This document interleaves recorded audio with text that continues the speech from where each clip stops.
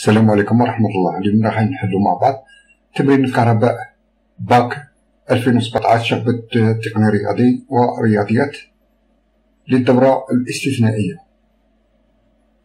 نحقق الدارة الكهربائية الموضحة في شكل 2 باستعمال العناصر التالية: مولد مثالي للتوتر قوته المحركة الكهربائية E يساوي 6 فولت. إذن عندنا مولد قوته المحركة الكهربائية E يساوي 6 فولت، وشعة ذاتيتها L ومقاومتها الداخلية R. إذن عندنا الوشعة ناقل أومي مقاومته R يساوي 50 أوم، وقاطعة K وصمام ثنائي. إذن عندنا المقاومة R، عندنا القاطعة K، وعندنا الصمام الثنائي. نغلق القاطعة لمدة زمنية كافية لإقامة التيار. أولا عند اللحظة T يساوي 0 نفتح القاطعة K. ما هي الظاهرة التي تحدث في الدارة؟ إذن عند فتح القاطعة K الوشعة تتحرك ذاتيا، وبالتالي ستؤخر انقطاع التيار الكهربائي في الدارة. إذن الظاهرة التي تحدث عند فتح القاطعة هي انقطاع تدريجي للتيار بسبب التحريض الذاتي للوشعة. السؤال الثاني: بتطبيق قانون جمع التوترات جد المعادلة التفاضلية التي يحققها التوتر بين طرفي الناقل الأومي ER. إذن نمثل على الدارة التوترات واتجاه التيار الكهربائي. دونك التيار الكهربائي كان الاتجاه تاعو في هذا الاتجاه، يعني نفس الاتجاه مع E. اتجاه التوتر بين طرفي الناقل الأومي ER في هذا الاتجاه عكس اتجاه E، وكذلك عندنا EB عكس اتجاه E، التوتر بين طرفي الوشعة. بعد إقامة التيار الكهربائي في الدارة الأولى نفتح القاطعة K. التيار الكهربائي عندما يوصل على مستوى القاطعة سيجدها مفتوحة، وبالتالي ماذا يحدث؟ يحدث فرط في التوتر مما يؤدي إلى شرارات على مستوى القاطعة، ولهذا نركب على الدارة صمام ثنائي لتفادي هذه الظاهرة. إذن التيار الكهربائي عندما يوصل عند القاطعة سيجدها مفتوحة، وبالتالي التيار الكهربائي سيأخذ الطريق الأسهل ويمر عبر الصمام الثنائي ويمر بالتالي في الدارة الثانية في هذا الاتجاه. إذن التيار الكهربائي عند فتح القاطعة سيمر في هذا الاتجاه حتى ينعدم. إذن في الدارة الثانية إلى جمعنا التوترات، إذن عندنا ER زائد EB يساوي 0. إذن السؤال الثاني: معادلة تفاضلية ل ER دو T. إذن عندنا قانون جمع التوترات، عندنا ER زائد EB يساوي 0. عندنا قانونين مهمين في هذه الوحدة، هي قانون أوم ER يساوي RE، وعندنا EB يساوي RE زائد LDE على DT. إذن ER زائد EB يعني RE زائد LDE على DT يساوي 0. إذن إذا استخرجنا E من قانون أوم أصبح عندنا E يساوي ER على R، ومنه DE على DT يساوي 1 على R في DDER على DT. إذن نعوضو العلاقتين هادو زوج، E يساوي ER على R و DE على DT بالعلاقة تاعها في قانون جمع التوترات. إذن أصبح عندنا ER زائد RE، و E هو ER على R، زائد L في DE على DT يعني L على R DDER على DT يساوي 0. إذن نديرو عامل مشترك ER. أصبح عندنا قانون جمع التوترات، أصبح عندنا ER في 1 زائد بوتي تير على كرون تير زائد L على R DDER على DT يساوي 0. نوحدو المقام أصبح عندنا ER في جران تير زائد بوتي تير على ار زائد ال على ار دي دي او ار على دي تي يساوي صفر.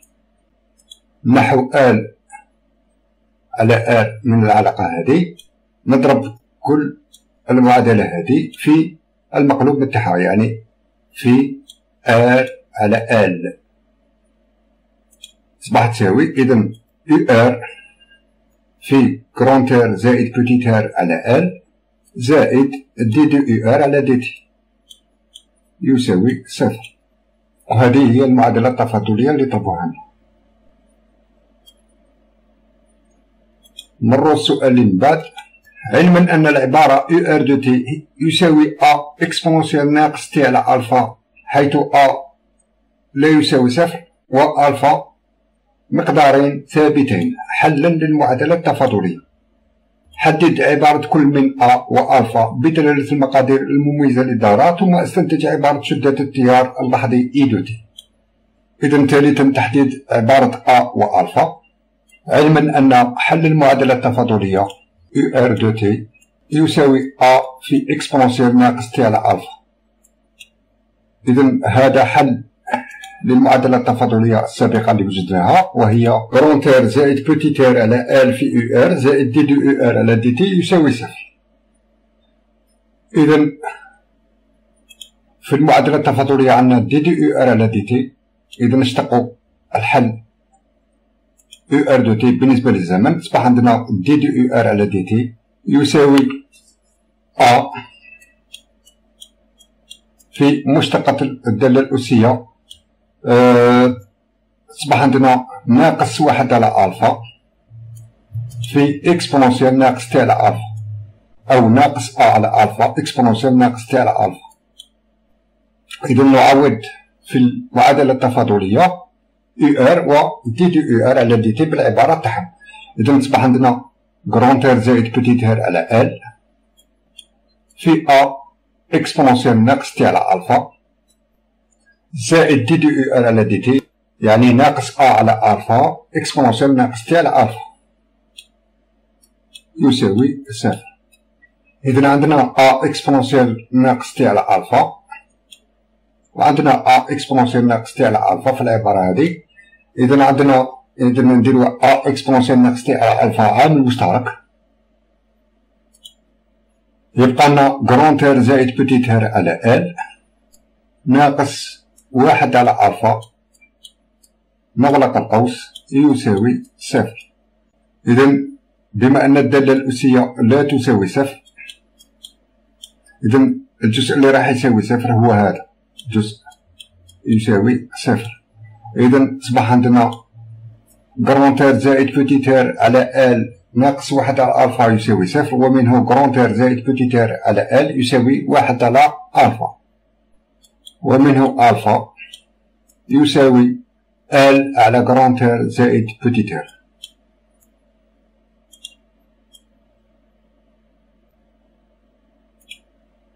إذا تم تحديد عبارة أ من الشروط الابتدائية، يعني عند لحظة تي يساوي صفر، يعني عند لحظة فتح القاطعة ك. إذا عندنا يو ار عند لحظة تي يساوي صفر يساوي يو ار ماكس أو جران تير إي زيرو، بما أن كان التيار قبل فتح القاطعة ك كان التيار أعظم من إي زيرو، وبالتالي عند فتح القاطعة ك يو ار لزيرو يساوي ار إي زيرو. وإلا عوضنا تي بصفر في الحل يصبح عندنا يو ار لصفر يساوي أ في إكسبونسيال ناقص صفر على ألفا. إكسبونسيال ناقص صفر على ألفا هي إكسبونسيال صفر، وإكسبونسيال صفر هي واحد. إذا يو ار لصفر يساوي أ، ومنه عبارة أ هي ار إي زيرو، ومنه يو ار دو تي يساوي أ يعني ار إي زيرو في إكسبونسيال ناقص تي على ألفا إكسبونسيال ناقص تي على ألفا، يعني ناقص تي على الطو، بما أن ألفا هو طو ثابت الزمن طول الدار.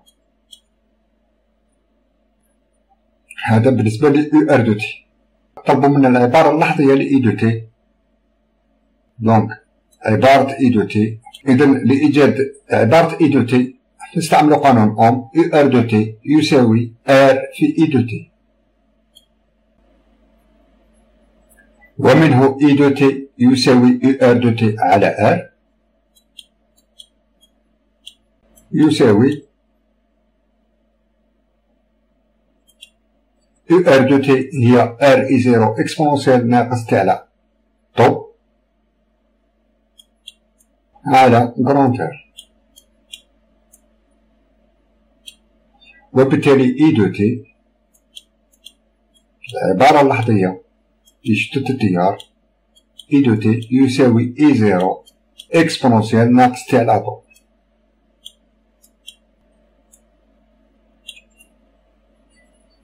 رابعا اكتب عبارة الاستطاعة اللحظية بي دو تي لتحويل الطاقوي الحادث على مستوى الناقل الأومي ار بدلالة ار اي زيرو شدة التيار العظمى طو ثابت الزمن للدارة والزمن تي. أعطانا تذكير للعلاقة، علاقة الاستطاعة بي دو تي يساوي ار اي او كاري لي تي. إذا رابعا عبارة الاستطاعة بي دو تي يساوي ار اي او كاري لي تي. بما أن اي دو تي صرنا العلاقة تاعو هي اي دو تي يساوي اي زيرو في اكسبونسيون ناقص تي على طو، إذن إلا عوضنا اي دو تي في العلاقة تاع بي وتصبح عندنا بي دو تي يساوي جراند ار في اي زيرو مربع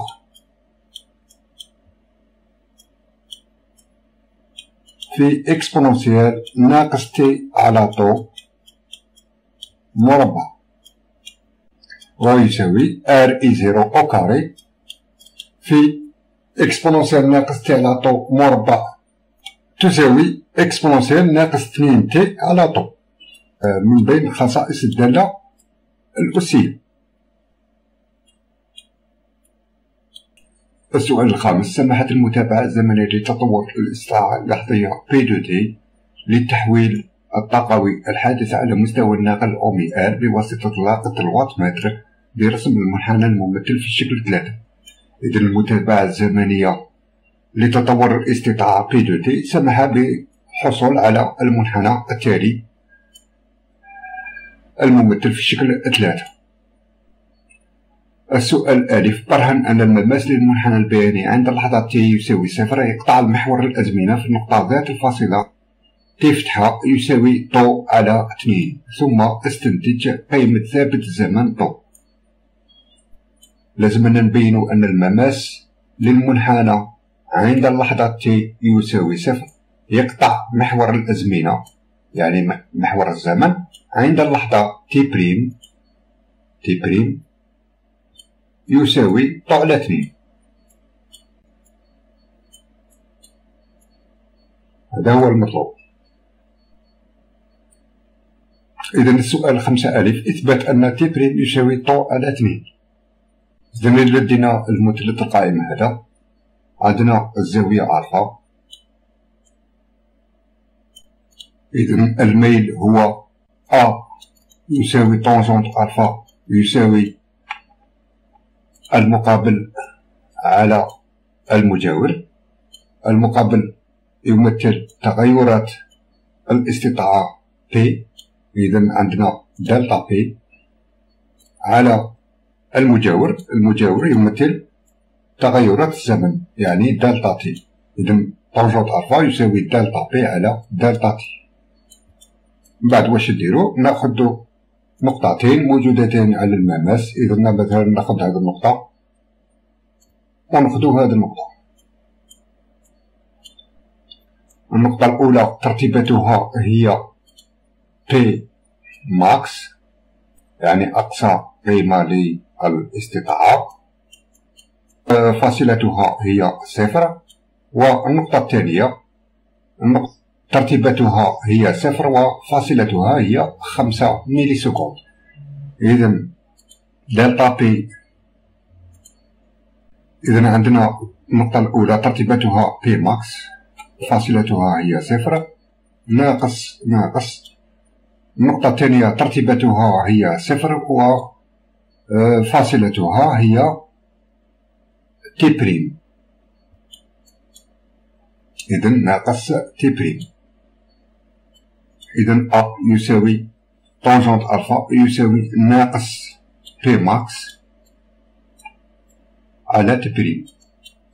إذا عبارة بي ماكس استخرجوها من العبارة اللحظية للاستطاعة اللي شفناها في السؤال السابق، يعني بي دو تي يساوي ار اي او كاري اكسبونونسيال ناقص 2 تي على طو، وعند اللحظة تي يساوي صفر الاستطاعة بي لصفر هي بي ماكس، وهنشوفوها في البيان، يعني عند اللحظة تي يساوي صفر بي يساوي بي ماكس.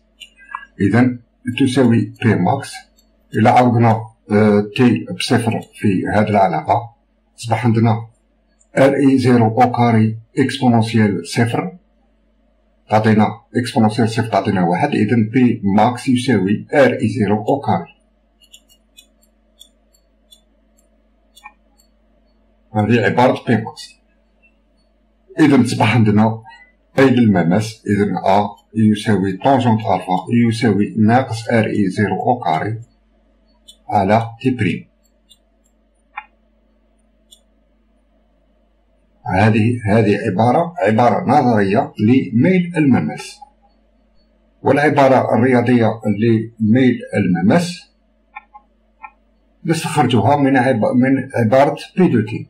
إذا كلكم في الرياضيات تعرفوا أن كي تكون عندنا الدالة إكراك يساوي اف ل إكس، ميل المماس عند نقطة فاصلتها إكس يساوي إكس زيرو هو أ يساوي اف بريم ل إكس زيرو. بما أن الدالة حنايا اللي عندنا هي بي دو تي، إذا بي دو تي يساوي ار اي زيرو او كاري في اكسبونونسيال ناقص 2 تي على طو. إلا حسبنا مشتقات الدالة هذه أصبح عندنا بي بريم دو تي يساوي ار اي زيرو او كاري في مشتقات الدالة الأسية، يعني ناقص 2 على طو اكسبونونسيال ناقص 2 تي على طو. إذا الميل المماس عند اللحظة تي يساوي صفر كما شرحنا في الرياضيات هو أ يساوي بي بريم لصفر، يعني عند اللحظة تي يساوي صفر. إذا بي بريم لصفر إذا عوضنا صفر في هذه العلاقة علاقة بي بريم أصبح عندنا ار اي زيرو او كاري في ناقص 2 على طو اكسبونونسيال نعوضو تي بصفر تعطينا اكسبونونسيال صفر يعني واحد. إذا أصبح عندنا بي بريم لصفر يساوي ناقص 2 ار اي زيرو او كاري على طو. هذه عبارة ميل المماس رياضيا. إذا إذا درنا التساوي بين العلاقة النظرية للميل والعلاقة الرياضية للميل، إذا أصبح عندنا ناقص ار اي زيرو او كاري على تي بريم يساوي ناقص 2 ار اي زيرو او كاري على طو. إذا نختزل الناقص مع الناقص، ار اي زيرو او كاري مع الار اي زيرو او كاري، أصبح عندنا واحد على تي بريم يساوي 2 على طو، ومنه تي بريم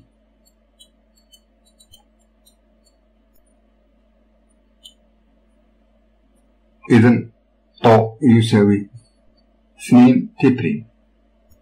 تي بريم بيانيا هي 5 ميلي سكوند، إذا تي طو يساوي 2 في 5 يعني 10 ميلي سكوند.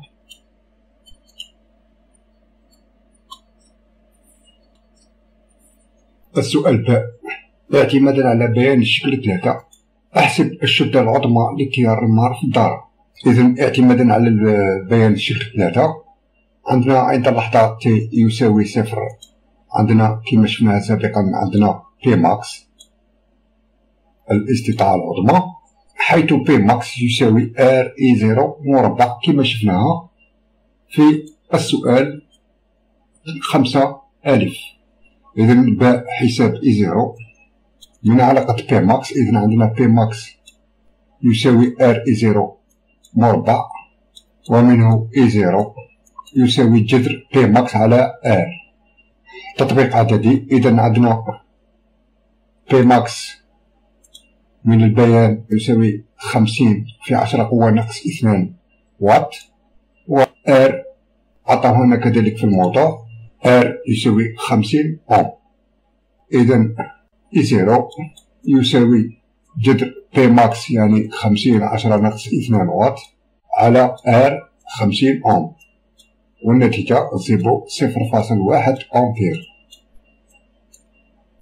السؤال جيم. استنتج قيمة كل من مقاومة الوشيعة بوتيتار وذاتيتها ال. إذا جيم استنتاج بوتيتار و ال. إذا من علاقة إي زيرو عندنا إي زيرو يساوي أو على كرونتير زائد بوتيتار. نستخرج كرونتير زائد بوتيتار يساوي أو على إي زيرو، ومنه كرونتير زائد بوتيتار يساوي أو يعني 6 فولت على إي زيرو 0.1 أمبير، والنتيجة 60 أوم. ومنه بوتيتار يساوي 60 ناقص كرونتير يعني 60 ناقص 50 يساوي 10 أوم. هذه قيمة المقاومة الداخلية للوشيعة.